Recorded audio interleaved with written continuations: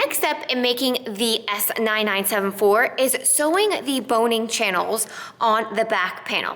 Now for the vertical seams on the bodice, we use twill tape to create the boning channels. But on the back panel, we are going to sew rows of stitches that creates the boning channels. There are 4 rows of stitches. The first one is a 1/16 of an inch away from the center back edge. And all this does is create a nice crisp edge.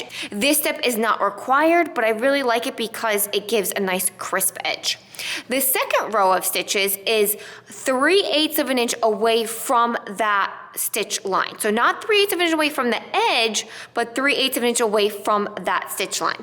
As you are sewing, I find it very helpful to lay down the boning, whether it is the flat steel or the plastic boning, and just eyeballing where your needle needs to be to create that boning channel. Because if it's too narrow, you won't be able to put in your boning.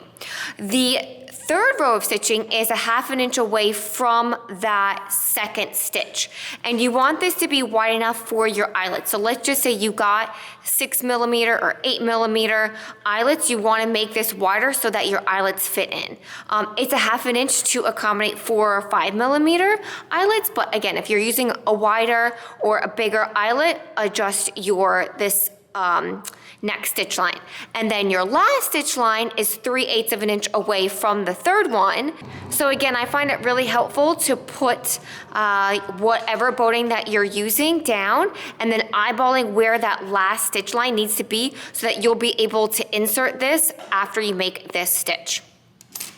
Okay, so now that those boning channels are sewn, the next step is to create your bias binding. Now, if you bought pre-made bias binding, you can skip this step, but if you are making yourself bias bindings, then you will want to sew your bias strips together, and it is super helpful to get one of these bias binding thingamajigs.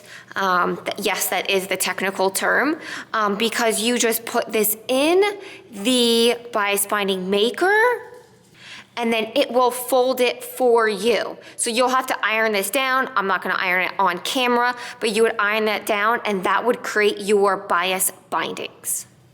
I sewed the bias binding along the top edge of the bodice as well as the shoulder tabs.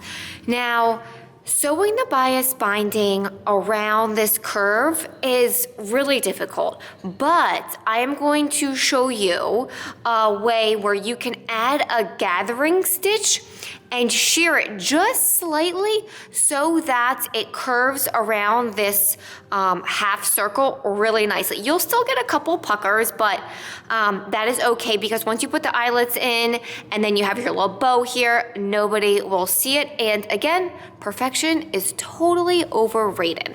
I'm not going to show you how to add or what method to use for adding your bias binding because there are lots of different methods. You might sew it in 1 pass, you might sew it in 2 pass and sew it so that it's a stitch in the ditch. So I'm going to leave that up to you. However you want to apply your bias bindings, you can.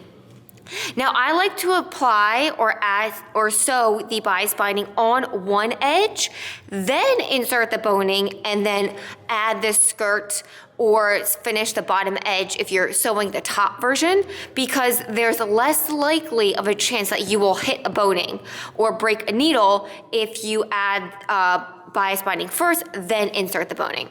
For the center back edges, I like to leave a little tail, and when I'm sewing the bias binding, I actually start stitching like right here, so I have this little tail, and you wrap it around, and then you add a straight stitch back and forth. Now there are some people who, there's my straight stitch back and forth. There are some people who might want to add a seam at this edge so that it's just a different finish, but I personally just like to wrap it around and add a stitch to it. So the next step is to insert the boning, and I like to lay them all out. And I am using the spiral steel. And just as a reminder that you'll be using the spiral steel in all of the boning channels except the center back where the eyelets are. I like to lay them all out because they do get mixed up very easily.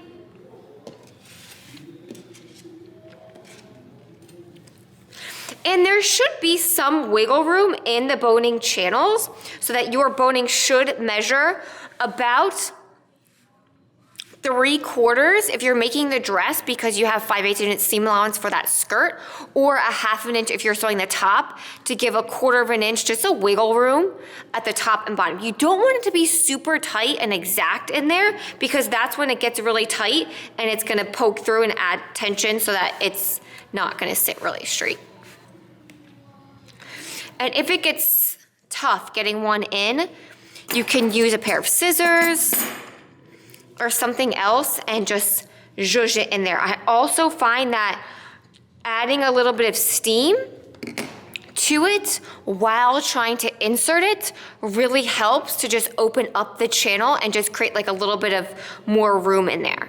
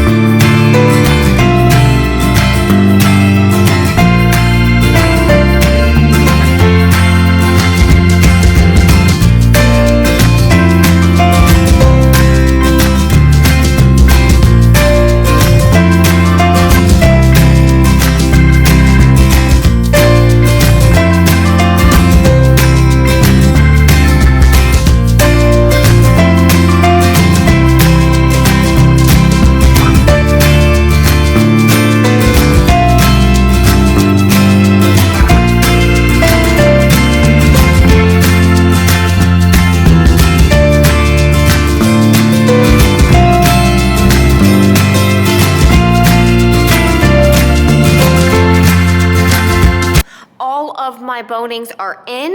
If you are making the top, you will finish the bottom edge with the bias bindings and then add your eyelets and your ties. I will not be going over how to add the eyelets. The reason being is that how you add the eyelets, what hand press you use, industrial press, will be dependent on what type you have. So I don't want to show you how to do it on one type of hand press or an industrial press and you have a different kind and get confused. So whatever hand press or industrial press or eyelets you are using, please refer to the instructions that come along with it to add your eyelets. Now in the next video, I will be going over how to add the skirt and finish off the dress.